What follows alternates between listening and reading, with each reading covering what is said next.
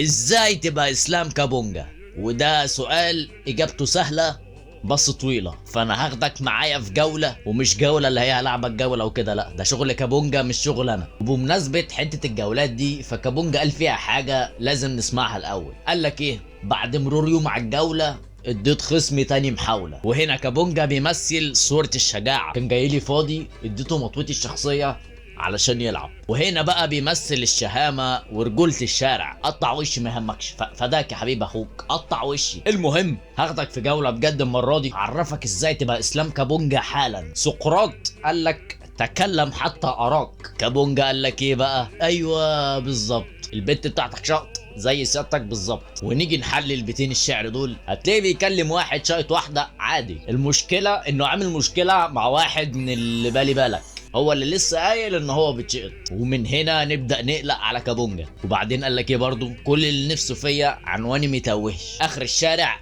في الوش. وطبعا هيجي معاك ان ده اي كلام بيتقال وخلاص، لكن لو ركزت كده في الكلام، كابونجا هنا بيحاول ينقذك. نفرض مثلا انك في مشوار بعيد ومش عارف ترجع او تايه، وفي نفس الوقت معكش فلوس، هتقوم مطلع تليفونك وطالب اوبر، وهتحط العنوان او المكان اللي انت رايح له اخر الشارع في الوش، فهتنزل عند كابونجا. وبما ان كابونجا رجوله وكده، هيحاسب لك على الاوبر، ومش كده وبس، هديك فلوس عشان تروح بيتك. طب بص ظالم الراجل، والراجل بيعمل ايه وبيقول ايه تاني بقى؟ كابونجا هتكرت على الفيس هنزل جهتك واديك سكينه. طبعا انت هيجي معاك انه نازل يعوره وكده، بس انت ظلمته تاني. ممكن يكون طباخ او معلم شاورما وسكينته ضاعت، فهو راح يجيب له واحده ببلاش يديها له. بلاش سوء الظن. كابونجا الانسان. كابونجا قبل ما نبدا، تحب اقول لك كابونجا المغني ولا الملحن ولا الكاتب؟ الدبابه. الدبابه بيحب يقول ايه لاسلام الانسان؟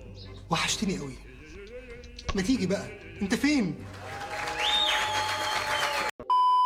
بيقول لك ايه تاني كابونجا؟ المرشدين في جهتي اكتر من الاطفال. هيجي معاك بقى انه ايه، حد كان محبوس ولا حاجه وبيهرب من الضباط وحاجات كده. لا لا لا، انت فاهمه غلط تاني. دي الحته دي توريك ان كابونجا عنده وعي اجتماعي، وبيشجع على تقليل الازدحام السكاني. عايز عدد اطفال اقل، عدد ناس كبيره اكتر.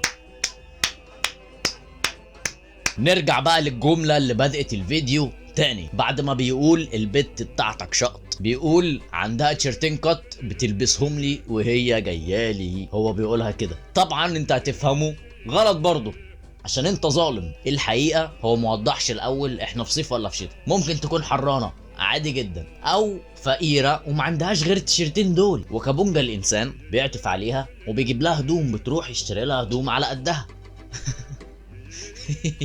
وزي ما انا وانت عارفين ان اللي بيعمل خير لازم يداري عليه. بعدها بيقول قلت يا صابت يا خابت وماشي يمين. اهو بيرد علينا.